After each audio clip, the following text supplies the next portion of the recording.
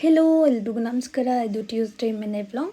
ಬೆಳಗ್ಗೆ ಸಖತ್ತು ಮಳೆ ಬರ್ತಿದ್ರಿಂದ ಚಳಿ ಆಗ್ತಿತ್ತು ಅಂತ ನಾನು ಪಾಪು ಇಬ್ಬರು ಹಾಗೆ ಮಲ್ಕೊಂಡಿದ್ವಿ.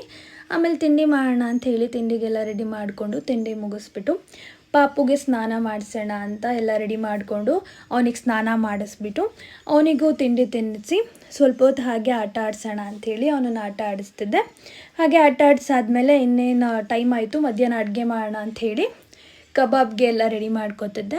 ನಾನು ಯಾವ ರೀತಿ ಕಬಾಬ್ ಮಾಡ್ತೀನಿ ಅಂದರೆ, ಚಿಕನ್ನ ಚೆನ್ನಾಗಿ ಅರಿಶಿನ ಪುಡಿ ಹಾಕ್ಕೊಂಡು ವಾಶ್ ಮಾಡಿ, ಅದಾದಮೇಲೆ ಶುಂಠಿ ಬೆಳ್ಳುಳ್ಳಿ ಪೇಸ್ಟು, ಕಾರ್ನ್ಫ್ಲೋರು, ಒಂದು ಮೊಟ್ಟೆ, kebab powder, chilli powder, pepper powder, ಸ್ವಲ್ಪ ಸಾಲ್ಟ್ ಹಾಕಿ ಲಾಸ್ಟಲ್ಲಿ ನಿಂಬೆಹಣ್ಣು ರಸ ಹಾಕ್ಬಿಟ್ಟು ಸ್ವಲ್ಪ ಹೊತ್ತು ಮ್ಯಾರಿನೇಟ್ ಆಗೋದಕ್ಕೆ ಹಾಗೆ ಇಟ್ಟೆ. ಅದಾದಮೇಲೆ ಚಿಕನ್ ಸಾಂಬಾರು ಮಾಡೋಣ ಅಂಥೇಳಿ ಅದಕ್ಕೆಲ್ಲ ರೆಡಿ ಮಾಡ್ಕೊತಿದ್ದೆ. ಆಮೇಲೆ ಸಾಂಬಾರೆಲ್ಲ ಮಾಡಿ ಮುಗಿಸ್ಬಿಟ್ಟು ಊಟ ಮಾಡಿದ್ವಿ.